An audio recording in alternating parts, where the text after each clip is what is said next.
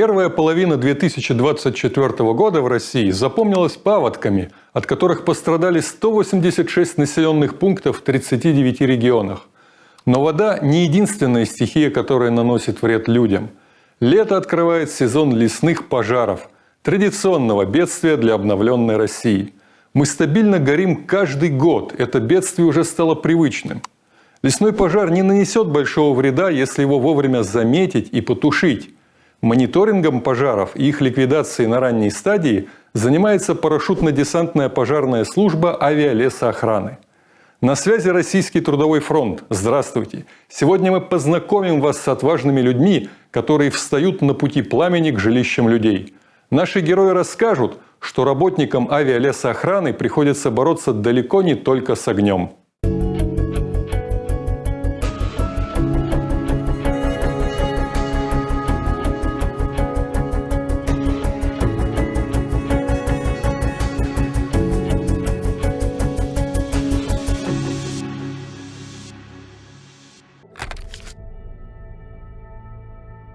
Первую в мире парашютно-десантную пожарную службу создали и внедрили в Советском Союзе в 1936 году. До войны авиалесоохрана активно развивалась. Летчики выполняли тренировочные прыжки, мобилизовывали население деревень на борьбу с огнем. Даже во время войны, когда мужчины ушли на фронт, авиационная охрана лесов продолжала работать. Во время войны основной задачей было обнаружение лесных пожаров. За точность определения местонахождения пожара спрос был очень строгий. Наземная охрана верила летнабам и сообщениям лесной авиации, так как другой информации о лесных пожарах не было. Мужчины ушли на фронт, пожары тушили женщины и подростки. Работали под девизом «Все для фронта, все для победы». В послевоенные годы служба продолжала развиваться. Увеличивались зоны авиапатрулирования, быстро росла численность личного состава. Совершенствовались парашюты и самолеты. Помимо непосредственной защиты лесов, вокруг авиалесоохраны разворачивалась серьезная научная деятельность. Внедрялись технологии радиосвязи и искусственного вызова осадков. Разрабатывались уникальные системы мониторинга пожарной опасности и многое другое. В 1985 году численность парашютно-десантной пожарной службы составляла 8 тысяч человек. Налет часов составил 115 тысяч. 70% лесных пожаров подавлялись на начальных стадиях горения. Распад Советского Союза больно ударил по службе. В 1992 году было упразднено Министерство гражданской авиации СССР, поставщик самолетов для нужд авиалесоохраны. Без финансовой поддержки остались авиапредприятия и отряды малой авиации. Предприятия, у которых авиалесоохрана брала технику, переориентировались на более прибыльные пассажирские и грузовые перевозки. Под сокращение пошли парашютисты, десантники, летчики-наблюдатели. Летать зачастую приходилось на списанных самолетах, ведь у коммерческих авиакомпаний не было мотивации закупать самолеты для какой-то лесоохраны. Оптимизации 2000-х тоже не прошли даром. Административная реформа 2006 года по расширению прав регионов передала заботу о лесоохране субъектам Российской Федерации. Это негативно сказалось на финансировании и работе службы. В связи с начавшимися в начале 90-х годов изменениями в экономической сфере произошло сокращение финансирования авиалесоохраны, что привело к снижению налета часов уже к середине 90-х годов более чем в 3 раза. В это же время во многих регионах стала ощущаться нехватка самолетов Ан-2, являющихся флагманами авиалесоохраны с 1954 года. Вертолетов Ми-2 серьезные проблемы возникли с обеспечением авиабензином.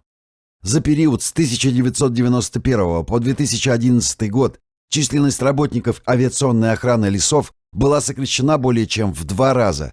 Следствием такого положения явилось снижение оперативности обнаружения и тушения лесных пожаров, что привело к увеличению доли крупных пожаров, имеющих масштабные экологические последствия и являющихся крайне дорогостоящими в ликвидации. С 2010-х годов служба вроде бы начинает оправляться от ударов рынка. Пресса и высокие кабинеты регулярно рапортуют о внедрении новых технологий, увеличении количества кадров и часов налета, появлении современной техники. В авиалесоохрану вваливают миллиарды рублей, Однако до объемов проклятого СССР современной России по-прежнему далеко. Мы связались с работниками Уральской и Сургутской авиабаз, чтобы они лично рассказали нам, как обстоят дела в их нелегкой и опасной деятельности сегодня. В апреле и мае 2023 года Свердловская область захлестнула пламенем лесных пожаров. Их площадь превысила 300 тысяч гектаров, что в 16 раз превышает прошлые сезоны. Более сотни домов в поселке Сосьва сгорели дотла. В селе Шайдуриха в результате пожара сгорел 41 дом и погибла 71-летняя женщина. В борьбе с пожарами было задействовано 800 человек, но даже с такими силами леса региона понесли огромный урон. Как с весны началось, во-первых, очень сухо было, малое количество осадков. И эта ситуация, она готовилась несколько лет. Ну как готовилась? Природа ее готовила. То есть количество осадков было недостаточно. И вот 23-й год, пик наступил, жара установилась. То есть тенденция такая наблюдается, что те пожары, о которых 5 лет назад говорили, которые были в Сибири, потихоньку, вот сейчас они дошли уже, природные условия уже до Урала. Ну, может быть, дальше пойдут туда, в европейскую часть, не знаю. На фоне этих трагических событий становится известно, что у Уральской базы авиалесоохраны дыра в финансировании. Дело в том, что после всевозможных фокусов с оптимизациями и объединениями в далеком 2015 году к базе авиалесоохраны присоединили бюджетное предприятие по лесозаготовке. Все бы ничего, но оказалось, что у лесозаготовки многомиллионные долги перед налоговой. В 2022 году налоговая потребовала с лесозаготовки, а вернее теперь уже с базы авиалесоохраны, 32 миллиона рублей, а через год еще 49 миллионов. И в этой игре в наперстки, то есть в рыночек, крайними оказались простые пожарные. Ведь долг по налогам стали удерживать из финансирования авиабазы. А финансирование – это зарплаты, снаряжение и оснащение. Например, такое довольствие выдали пожарным, которые по несколько суток борются с пламенем в глухой тайге. Тушенка, так называемая. Да, кошка не ест, мяса нет. Какие-то узлы и соединения. Вот. Значит, что это такое?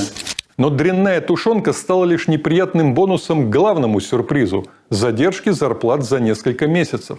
Своих денег не увидели 150 человек. Чтобы как-то выжить, пожарным пришлось брать кредиты и увязать в долгах. Оказалось, что местные власти да менеджеры не смогли ни организовать работу по тушению пожаров, ни выплатить сотрудникам зарплату, ни заплатить по долгам. Казалось, ситуация безвыходная. И тут пришел на помощь почти забытый рабочими способ решения проблем – профсоюз. Профсоюз существовал на авиабазе с далекого 1975 года. Но лишь когда проблемы достигли максимума, рабочие поняли, что это тот самый инструмент, которым можно разрубить узлы своих проблем. Опытный пожарный Дмитрий Александрович Ревус и несколько его активных товарищей перестроили работу профсоюза на боевой лад и стали действовать. Они смогли привлечь внимание СМИ и общественности к проблемам авиабазы. Начальство засуетилось. Начались скандалы, кадровая чехарда. За год руководство учреждений сменилось 5 раз. Вот только проблемы работников решать никто и не думал. Каждый новый начальник по-своему комментировал ситуацию. Например, Иван Секерин, назначенный на должность директора в конце августа 2023 года, в одном из интервью упомянул проклятую урбанизацию, которая увела мужиков из деревни от заветов царя-батюшки. Раньше в деревнях проживало больше людей, и, соответственно, престиж лесной профессии был очень высок. Даже возьмем произведения русских классиков. Самыми важными были священник, глава и лесник, потому что люди жили на дровах, и, соответственно, это считалось престижной работой. Но с развитием общества у нас произошла урбанизация. Иван Секерин для 66.ru.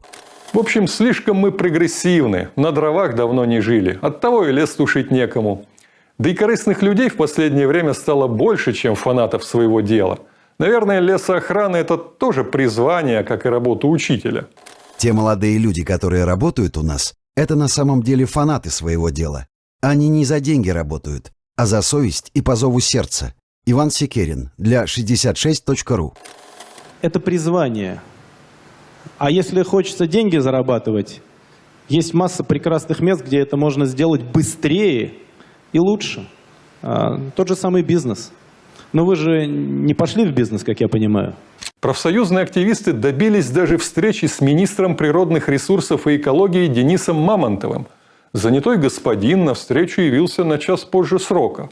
Активисты распечатали на бумаге список конкретных вещей первой необходимости, которых им недостает в работе. Пожарным требовались рюкзаки, посуда, спальники. Господин министр вместо таких же конкретных ответов подпустил словесного тумана. Благодаря присутствию на встрече журналистов до нас дошли его слова. Приведем несколько цитат успешного человека. «Стакан наполовину полон», – часто повторял министр. «Вы среднюю зарплату считайте, ту, что указано в квиточках, которые вы получаете на руки. Сравните квиточки из 2018 года и 2023. Ваша зарплата стала выше. Когда я переехал работать из Тюменской области в Свердловскую, лишился северной надбавки. То есть моя зарплата стала ниже. И я это принял. Ваша же стала выше за последние годы». Фраза Дениса Мамонтова из статьи портала «Уралинформ». Фраза со стаканом звучала на встрече столько раз, что, по словам пожарных, в народе за Мамонтовым закрепилось прозвище «Денис полстакана». На наш взгляд, пожарные должны не ерничать, а пожалеть бедного чиновника. Некому даже оценить мой титанический труд. Вишенкой на торте стал совет Мамонтова начать базе самостоятельно зарабатывать деньги на свои спальники и тушенку. В конце концов, это им хочется тушить пожары. Вот пусть сами себе это удовольствие обеспечат. Не зря же к базе присоединили лесозаготовку. Тот факт, что деятельность предприятия лесозаготовки находится под судебным запретом из-за проворовавшегося руководства, его никак не смутил. Мы вам дали возможность торговать лесом. Вот идите, торгуйте лесом. Все, что заработаете, на эти деньги платите себе зарплаты, ремонтируйте технику, платите налоги. И на прямой вопрос вот этому министру: а вы-то что-то будете нам давать в область деньги? Он конкретно ответил: в область нам денег не будет давать. И не даст никогда. Вот и получается, что высококлассным и редким специалистам приходится выгрызать каждый заработанный рубль, терпеть хамство чиновников и безразличие властей. Выводов никто никаких не сделал. По крайней мере, у нас здесь. То есть просто как получится? А вдруг не будет пожаров? А мы вам сейчас деньги дадим. В открытую об этом говорят. Летом 2024 года, когда сезон пожаров уже начался, ситуация на Уральской авиабазе остается сложной. Уральцы даже пожаловались Путину и в правительство на нехватку снаряжения и невыплату зарплат. Результат жалоб оказался неожиданным. Директор базы решил уволить очень уж расшумевшихся профсоюзных лидеров Дмитрия Ревуса и Александра Хромцова. По словам активистов, ныне действующий директор авиабазы Александр Петров сказал, что решение об увольнении принято им для наведения порядка. Он так жаждал этого самого порядка, что кадровый голод и нехватка рабочих рук в разгар огнеопасного сезона его не смутили. Вам мало? Я наведу здесь порядок. Зато обращения профсоюзов в СМИ и в прокуратуру привели к определенным результатам. Прокуратура подтвердила факты провального снабжения Уральской базы авиационной охраны лесов. Деньги на снабжение, которых годами нигде не было, мгновенно нашлись. По словам Дмитрия Ревуса, за 2 недели областные чиновники сделали для снабжения Уральской авиабазы больше, чем было сделано за прошедшие 10 лет. А что, так можно было, что ли? Годами не могли найти, а сейчас где-то же они нашли деньги, чтобы выполнить предписание. Считаю, что эта ситуация больно ударила по чему-то карману. Профсоюзный лидер пожарный Дмитрий Ревус для Уралинформ. Сейчас уволенные пожарные восстанавливают справедливость через суд. В качестве профсоюзных лидеров они продолжают активную борьбу за возвращение на авиабазу уже настоящего, народного порядка. Уральские пожарные не те люди, которые опускают руки. Профсоюз, к которому изначально многие работники относились скептически, сегодня активно пополняется новыми членами. Более половины работников базы подключились к его деятельности. Дмитрий Ревус рассказал нам, что коллеги из сухопутной лесоохраны завидуют успеху профсоюза авиалесоохраны и думают, что пора бы тоже объединяться. Мы, в свою очередь, желаем пожарным удачи и выражаем свою поддержку. Но, может быть, в других регионах авиабазы живут хорошо и никакие профсоюзы не нужны? Давайте послушаем нашего следующего героя. Знакомьтесь, это Петр. Он работает парашютистом пожарным на авиабазе в городе Сургуте с 2018 года. Петр – тот самый молодой романтик, что тушит пожары, как говорится, голыми руками. Именно такими людьми хвастаются директора баз в отчетах и интервью. Вот только Петру почему-то не повезло, и он не стал любимцем начальства. Была уже такая ситуация, когда мне не давали летать, не давали прыгать, исключили из парашютно-пожарной группы Петухова только из-за того, что на одном из пожаров сложилась такая ситуация. Поздно вечером поднялся сильный ветер, и интенсивность распространения огня увеличилась в разы. И огонь распространялся в ту сторону, где находился хантейский домик.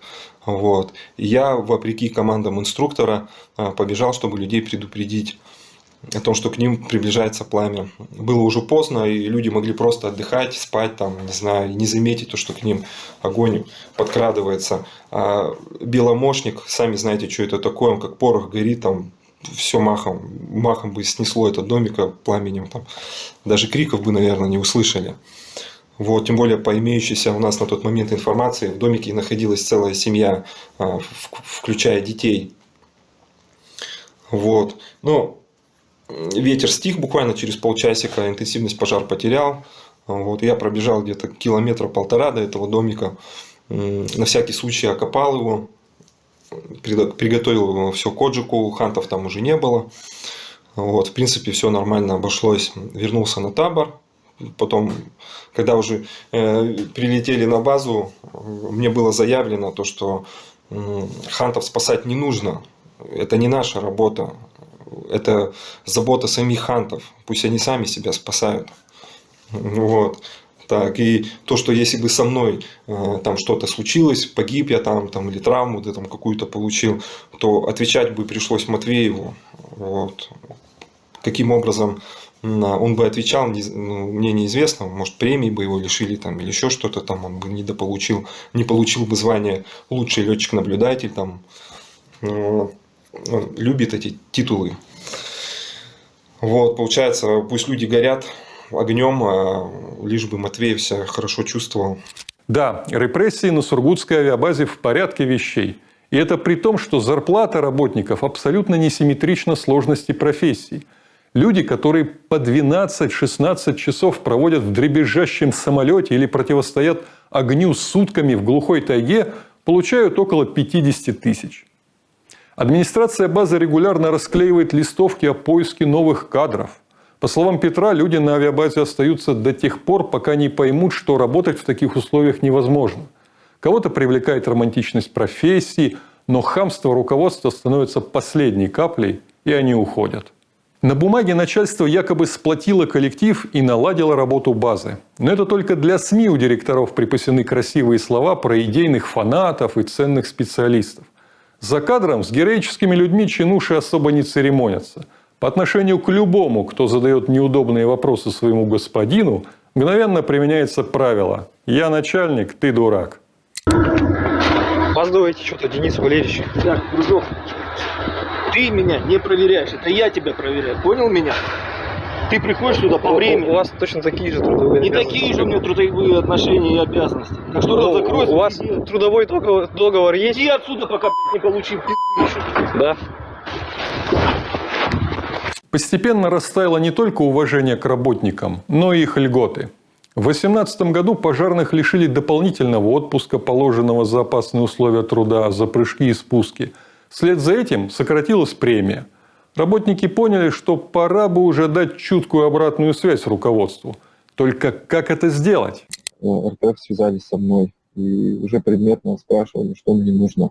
Мне нужна была консультация, они мне методический материал скинули, я его изучил, потом мне нужны были образцы, банки, протоколов учредительного собрания и так далее, устава. Это все мне было предоставлено. В принципе, такая поддержка была оказана. И то, что по моей просьбе на площадках РТФ публикуется этот материал, который я создаю. Петр обратился в Российский трудовой фронт за методической консультацией. Наши товарищи рассказали, что влиять на свое положение работники могут, например, через подписание коллективного договора с руководством. А для этого им необходимо сперва объединиться в профсоюз. Так, в 2023 году, используя наши методические рекомендации, Петр собрал активных товарищей и провел учредительное собрание для создания профсоюза. По примеру Ивана Отяковского из нашего материала про аэропорты Севера, Петр стал делать небольшие видеоролики, чтобы привлечь внимание к проблемам авиабазы. Мне стало известно то, что директором на этой конференции была произнесена такая интересная мысль о том, что вот у нас есть там определенный мешочек с деньгами, да, я так полагаю, он имел в виду бюджет. Вот. И чтобы куда-то что-то добавить деньгами, надо откуда-то что-то взять из этого мешочка. То есть, если где-то добавлять, то где-то, естественно, убавляется. Вот. Я думаю, полагаю так, он просто намекал там, то, что типа денег нет, но вы держитесь. Так вот, уважаемые начальнички, я знаю, где взять деньги. Вы свои зарплатки-то поубавьте. И премии свои миллионы поурезайте. И пустите эти средства на оплату труда пожарных, ПХС, десантуры, парашютистов. Потому что именно на плечах этих людей держится вся структура авиалесохраны. И в частности ваше благополучие тоже держится на их труде, на их плечах. И труд-то непростой, так скажем, мягко говоря. Это тяжелая и опасная работа. А учитывая то, что вы нам в уши лили о том, что вы не можете нам проставлять рабочие часы там сверх 8 часов, ну как бы, я думаю, не знаю, там все знают то, что мы порой на пожарах работаем по 16 часов в сутки, а нам ставят 8. На лесхозработах мы работаем 12, 15, 16 часов в сутки, нам ставят 8. Бывают ситуации, когда люди на филиале в дежурном варианте сидят в субботу, воскресенье, но так как они не уехали ни на какой пожар, там ничего не произошло, они просто просидели на базе, им даже рабочий день не ставят, им ставят выходной, хотя фактически они были на работе, они работали. С тех пор мы поддерживаем связь. Петр стал рабочим корреспондентом Ротфронта. Вместе мы освещаем на наших ресурсах новости Сургутской базы авиалесоохраны. И рассказывать тут есть о чем. Профсоюз пожарные создали как нельзя вовремя. Буквально через месяц был незаконно уволен коллега Петра, молодой пожарный Сергей Морозов, оказавшийся в опале у руководства. В прежние времена на базе такое отношение к людям было в порядке вещей, ведь работнику, столкнувшемуся с произволом, просто некуда было обратиться. Но в этот раз правила изменились. Профсоюз пошел в суд, Морозова восстановили в должности. Хочу сказать теперь уже своим коллегам опять, не бойтесь, боритесь за свои права, объединяйтесь, вступайте в профсоюз, обращайтесь к Петру. Спасибо всем за поддержку. Конечно, начальство не сильно обрадовалось тому, что работники задумались о своих правах. Но идти против коллектива совсем не то же самое, что вышвыривать отдельных неугодных. Завалить Петра на ежегодной переэкзаменовке не вышло, так как он хорошо знал свою работу, а инструкторы сами состояли в профсоюзе и поддерживали своего товарища. Урезание премии тоже не сработало. Петр через суд вернул свои деньги. Помните, в прошлом видео я говорил о том, что меня лишили части годовой премии. Так вот, премию мне вернули. И вернули не только мне, еще двоим работникам сургутского филиала вернули премию. Ну, частично незаконно не выплаченную. Вот. И не рассыпались при этом, хотя до этого утверждали то, что типа, нет, все, что мне прямо говорил человек один из руководства, ну что ты не понимаешь, что ли, почему тебя лишили премии? Ну, что такое? Вот. Ну, как показывает практика, работодатель не прав. И мне очень хочется, чтобы вот эти небольшие примеры, да, победа в суде по делу о незаконном увольнении Морозова, возвращение вот этих премий, это хоть и небольшие, да, но все-таки победы профсоюза над произволом, творимым нашим работодателям. Я хочу, чтобы эти все ситуации служили нам примером, говорили нам о том, что за наши интересы и права не только можно бороться и добиваться при этом результатов, а это необходимо делать, потому что сами понимаете, что происходит. Отпуск за прыжки и спуски, за опасные условия труда нас уже лишили. В этом году у нас лишили дополнительную плату за выслугу лет, урезали в 2 раза практически материальную помощь к отпуску.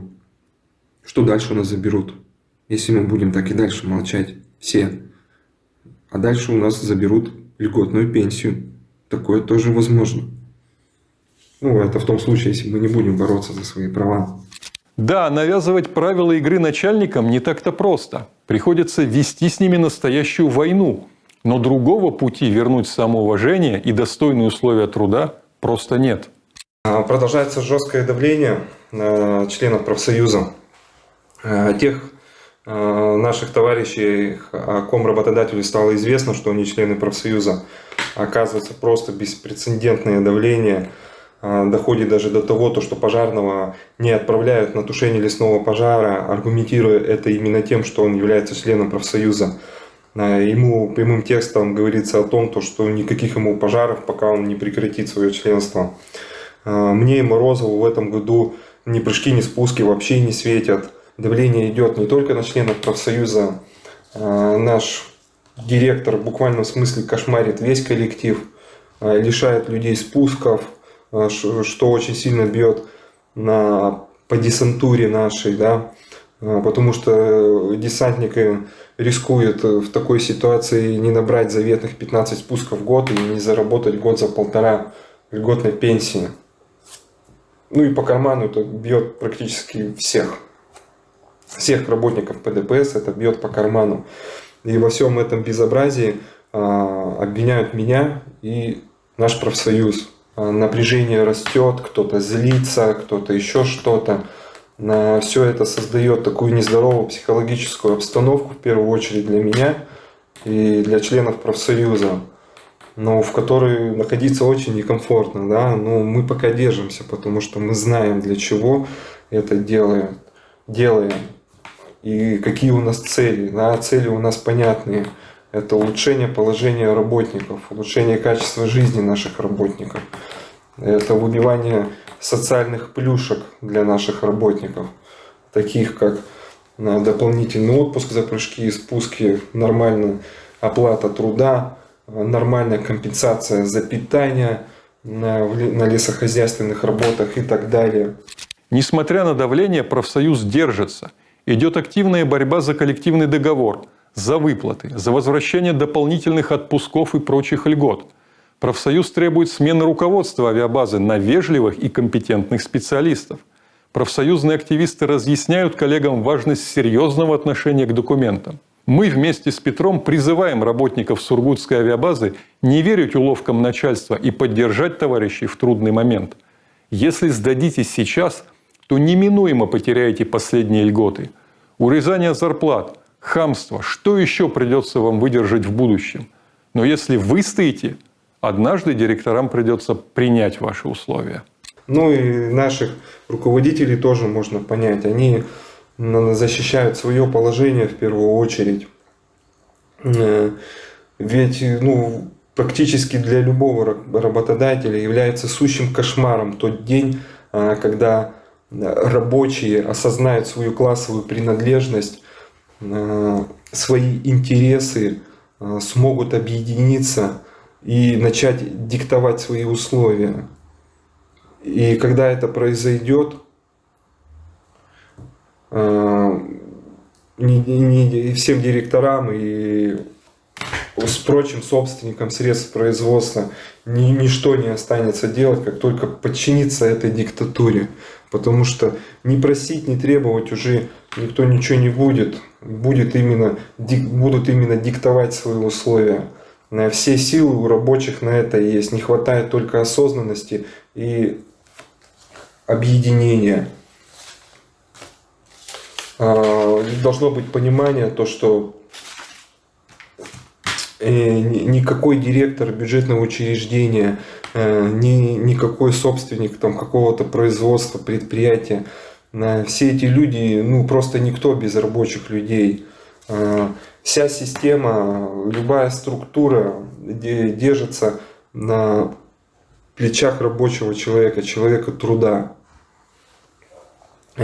Все остальное, что сверху, вот весь этот административный корпус, это не что иное, как надстройка над фундаментом. И эта надстройка существует только за счет эксплуатации нашего труда. И за счет этой эксплуатации идет нажива на нашем труде. То есть весь уровень жизни этих людей зависит напрямую от нас. Точнее, наш труд грабят нас потихонечку. Вот. Подумайте об этом, уважаемые товарищи. Каков же итог? За отечественный лес можно не беспокоиться, российский капитал уже везет его в Китай. Ну а если без шуток, то сегодняшние истории еще раз показывают нам, что в рыночном обществе дефицит кадров – слабый аргумент. Даже если очередь за забором кончилась, сам по себе этот факт не вызывает ни роста зарплат, ни уважения к профессии. Кисельные реки в миллиарды рублей явно не дотекают до работников, усыхая где-то на полдороги. А челобитные царям и министрам все чаще работают против самих же просителей. Есть только один способ заставить себя уважать – это солидарность. А дальше предстоит грамотная и последовательная работа длиною в жизнь. Это сложный путь, но пройти его вместе реально.